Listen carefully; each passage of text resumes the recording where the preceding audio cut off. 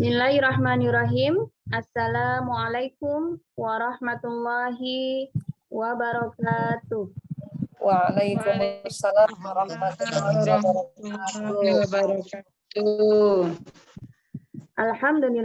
Alhamdulillahilladzi arsala rasula bil huda wa dinil haq liyudhhirahu 'ala dini kulli wa kafa billahi syahida.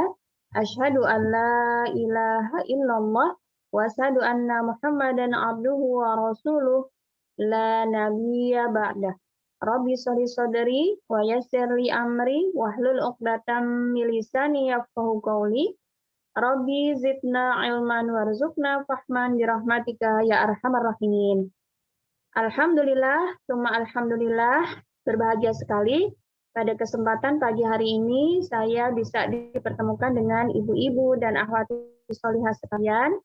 Semoga kita semuanya dalam keadaan terbaik, sehat, semangat, dan insya Allah terus taat di jalan Allah Subhanahu wa Ta'ala. Masih dalam program Tausiah Pagi, yang ini merupakan program Ramadan 1443 Hijriah, di mana kita semuanya akan mendengarkan, menelaah, dan bermuhasabah dengan tausiah-tausiah yang akan disampaikan oleh ustazah-ustazah kita, dan semoga kita bisa mengambil pelajaran di dalamnya, dan mudah-mudahan Allah lapangkan hati kita untuk bisa istiqomah berada di jalan ketaatan kepadanya. Baik, pagi hari ini tausiah pagi akan dibawakan oleh Ustazah Leni dengan tema merasa diawasi Allah. Baik, tanpa berpanjang lagi, saya berikan kesempatan kepada Ustazah Leni untuk menyampaikan tausiahnya. Tafadhol. Jazakallah khair kepada Ustazah Meti sebagai host di sini. Saya mulai ya. Bismillahirrahmanirrahim. Assalamualaikum warahmatullahi wabarakatuh. Waalaikumsalam warahmatullahi wabarakatuh. Alhamdulillahirabbil alamin wassalatu wassalamu ala asrofil anbiya'i wal mursalin sayyidina Muhammadin wa ala alihi wa sahbihi ajmain amma ba'du. Alhamdulillah di pagi yang ceria ini semoga kita tetap ceria dan semangat nih sahabat-sahabat muslimah mengikuti kajian di Ramadan pagi ini. Sobat muslimah yang dirahmati Allah, pada hari ini saya akan menyampaikan materi dengan tema seorang muslimah, seorang muslim atau seorang muslimah harus selalu merasa diawasi Allah. Baik, saya akan mulai dengan dengan satu pertanyaan kecil. Sobat muslimah yang dirahmati Allah, apakah kita sebagai manusia sering berbuat seenaknya, terus tanpa memperhatikan aturan, terutama aturan dari Sang Kholik? Nah, sobat muslimah yang dirahmati Allah, alhamdulillah sekarang kita sudah diberi rahmat Allah, berhijrah ke arah yang lebih baik. Nah, sebelum kita berhijrah, mungkin kita sering melakukan hal-hal tersebut ya, tidak menaati peraturan entah dari keluarga, entah dari sekolah, atau entah dari masyarakat, dan terutama dari Allah. Mungkin karena kita waktu itu masih minim ilmu, ya, jadi kita tidak jarang kemudian mengatakan bahwa tidak ada yang mengetahui juga saya berbuat seperti ini, gitu kan. Nah, itulah yang sering terjadi pada kita seorang muslimah, Nah, sobat muslimah yang dirahmati Allah, takut kepada Allah itu adalah kewajiban. Seperti dalam surat Al-Baqarah ayat 40 yang berbunyi, dan hanya kepadakulah kamu harus takut atau tunduk. Nah, takut juga bisa bertakwa. Seperti dalam surat Al-Baqarah ayat 41, dan hanya kepadakulah kamu harus bertakwa. Berarti kemudian di sini Al-Quran ini menjelaskan bahwa takut itu adalah salah satu tanda keimanan dan tanda kita bertakwa. Nah, di bulan Ramadan ini mengajarkan kita untuk memiliki sifat muraqabah, yaitu sifat yang selalu merasa diawasi oleh Allah. Karena orang yang berpuasa di bulan Ramadan ini tidak berani makan dan minum atau mengikuti hawa nafsunya ketika berada di tempat sepi ataupun di tempat yang tidak ada orang. Hal itu karena kita merasa semua perbuatan kita itu diawasi oleh Allah. Muraqabah adalah hal yang sangat penting bagi seorang muslim dalam kehidupannya. Kita tidak akan melanggar perintah Allah sehingga tidak terjerumus dalam kemaksiatan. Dan inilah yang dinamakan takwa. Kita juga harus selalu menyadari bahwa kemaksiatan sekecil apapun hanya akan menjauhkan dari pertolongan Allah. Seperti yang dilakukan para sahabat-sahabat Nabi kita ya, sobat muslimah, yang mereka sudah dijanjikan surga saja, mereka masih merasa takut untuk melakukan sesuatu perbuatan yang mereka anggap sebagai perbuatan maksiat. Sepertinya kita perlu tahu siapa saja sahabat-sahabat yang sudah dijanjikan masuk surga dalam hadis riwayat dalam hadis Abdurrahman bin Auf ya. Rasulullah bersabda bahwa Nabi menyebut dengan jelas nama-nama orang-orang tersebut. Tentu kita juga mengharapkan supaya kita bisa meniru sifat-sifat mereka dalam kehidupan kita sehari-hari. Yang pertama kita contoh seperti Abu Bakar As-Siddiq ya. Beliau usianya 2 tahun lebih tua daripada Nabi. Nah, kenapa beliau diberi gelar As-Siddiq yang berarti bersifat jujur? Nah, awalnya kita tahu ya, beliau orang pertama yang membenarkan kejadian Isra Mi'rajnya Rasulullah. Dan beliau adalah salah satu sahabat yang selalu merasa takut karena diawasi oleh Allah. Yaitu kita tahu ya, salah satu kejadian tentang ketika beliau ingin sarapan, atau ada yang belum tahu tentang kisah ini, beliau ingin sarapan, terus tanya kepada istrinya, apa yang bisa kita makan, wahai istriku? Lalu istrinya menjawab, tidak ada apa-apa ya Abu Bakar, tidak ada apa-apa di rumah ini yang bisa kita makan. Karena beliau merasa takut bahwa yang dimakannya itu bukan dari harta pribadinya, melainkan harta dari negara. Sehingga beliau akhirnya memutuskan untuk berdagang untuk memenuhi kebutuhan keluarganya. Nah, terus ada kisah dari Umar bin Khattab juga ya.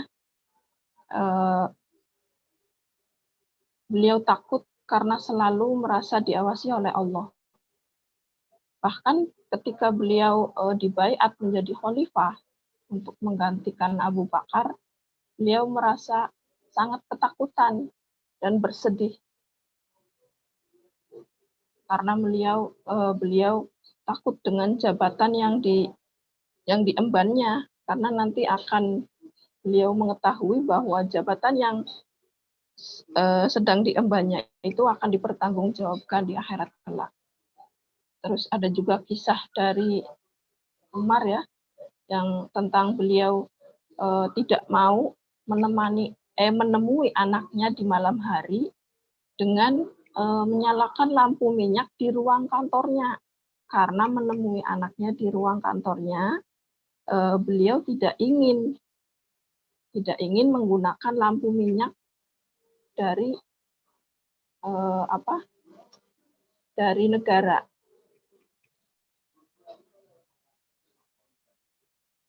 Nah, itu yang dilakukan oleh Umar, sangat berhati-hati dalam perbuatannya ya. Terus ada kisah juga dari Umar, seperti ketika beliau itu ditemui oleh Raja Romawi di bawah pohon kurma yang hanya beralaskan tikar, dan beliau sedang beristirahat di pohon tersebut. Saat itu Raja Romawi bingung dan kagum dengan kesederhanaan seorang pemimpin kaum muslimin yang pada waktu itu kekuatan mereka itu disegani oleh bangsa lain. Seorang pemimpin saja tidurnya di bawah pohon kurma hanya beralaskan tikar. Makanya Raja Romawi itu sampai bingung dan kagum. Terus ada juga kisah beliau yang takut ada warganya kelaparan. Seperti kita tahu ya, kisah beliau yang sedang berkeliling di malam hari dengan asistennya yang bernama Aslam ya. Mereka berkeliling ke rumah-rumah setiap warga untuk melihat apakah semua rakyatnya sudah beristirahat di malam hari.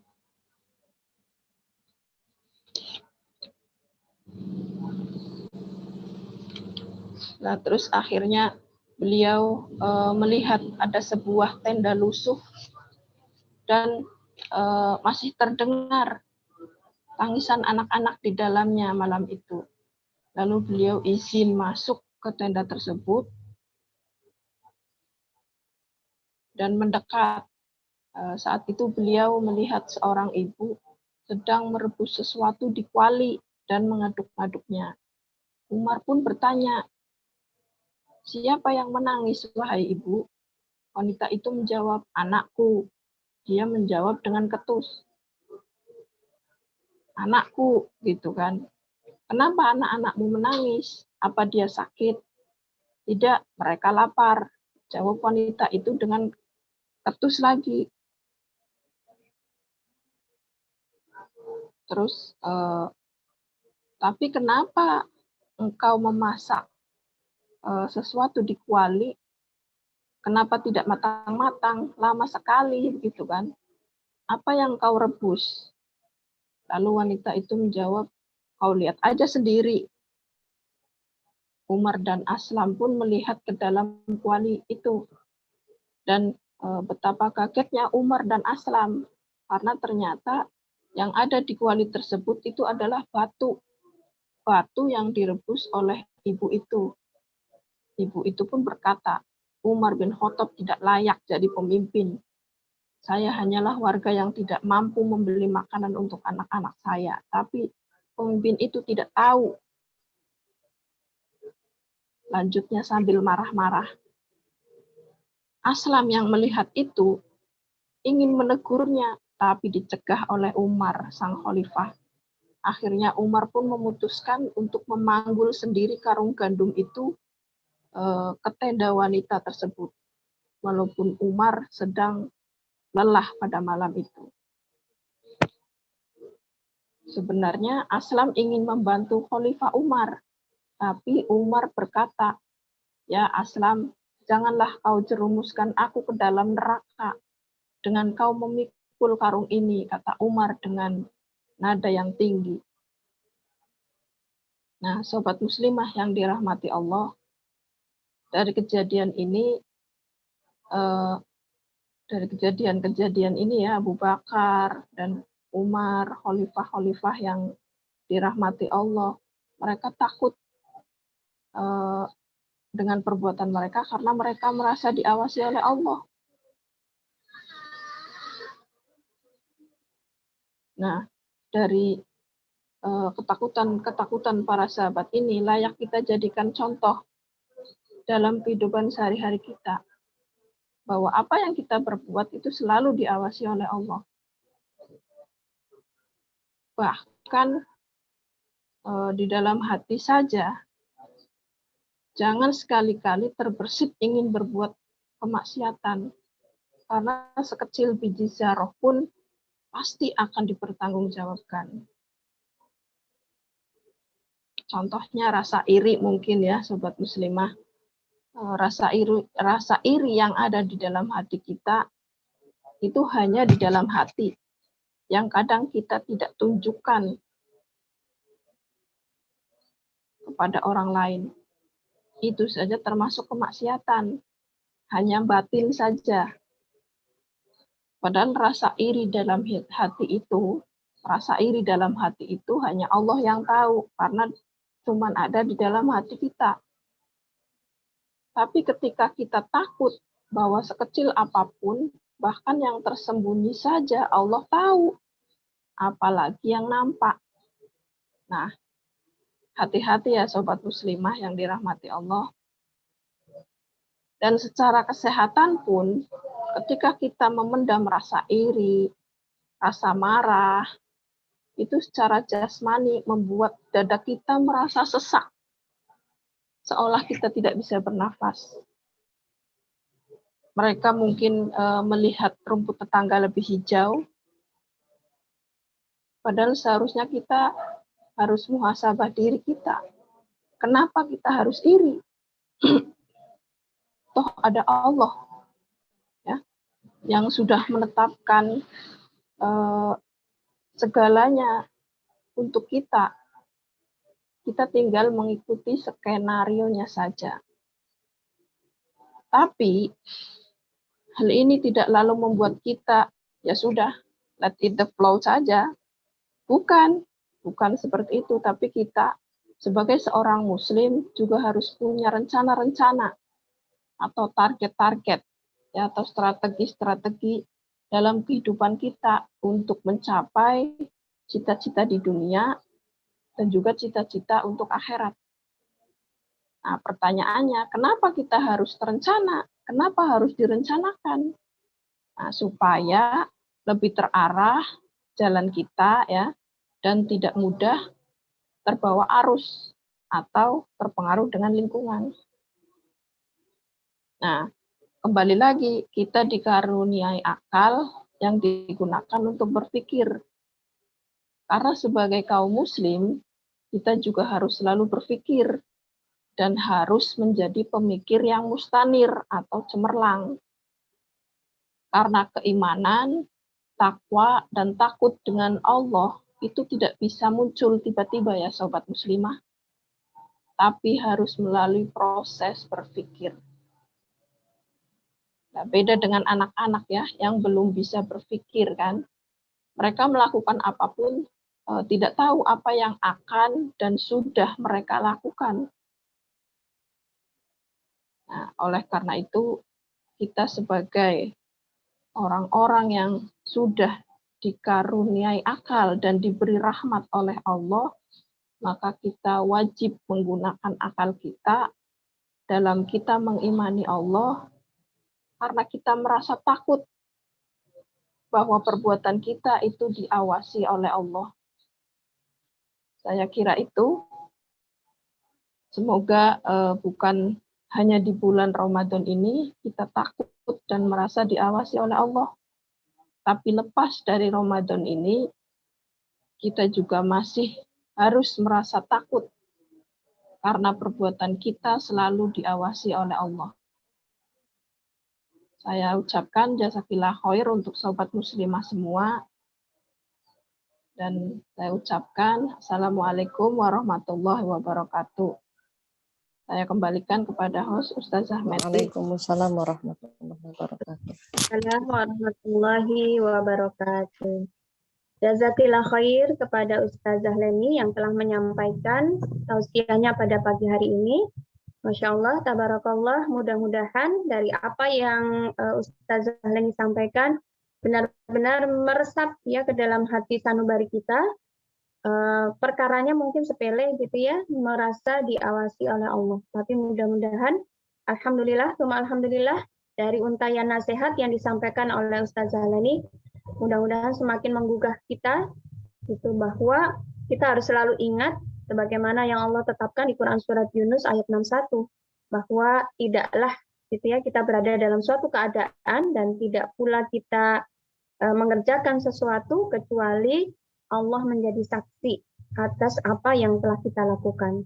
Baik itu yang dalam keadaan nyata ataupun tersembunyi, dan apakah ada di bumi atau di langit, semuanya itu telah tercatat atau akan dicatat oleh Allah Subhanahu wa Ta'ala. Dan Masya Allah, tadi yang disampaikan oleh Ustazah Leni, ada beberapa catatan yang saya tulis gitu, bahwa takut kepada Allah ini tandanya kita beriman.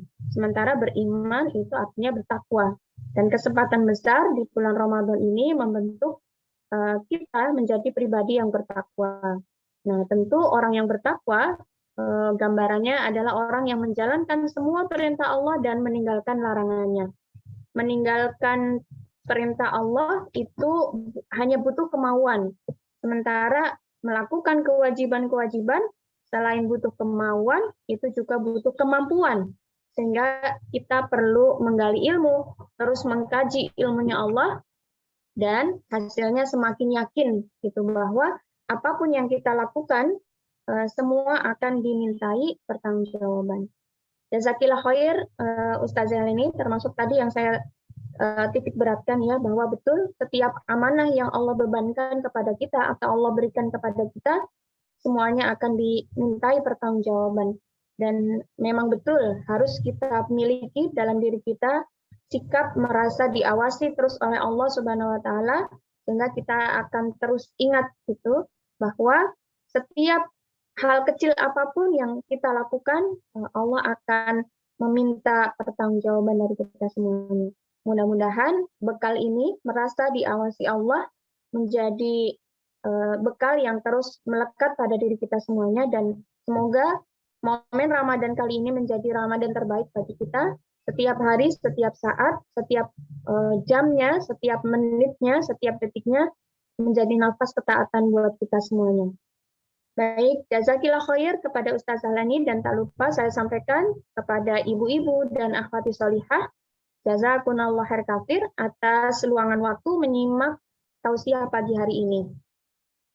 Kita akhiri kajian tausiah pagi hari ini dengan membaca hamdalah, istighfar, dan doa kafaratul majelis. Alhamdulillahirabbil alamin, astaghfirullahaladzim, astaghfirullahaladzim, astaghfirullahaladzim. Subhanaka Allahumma wa bihamdika asyhadu an la ilaha illa anta astaghfiruka wa atubu ilaik.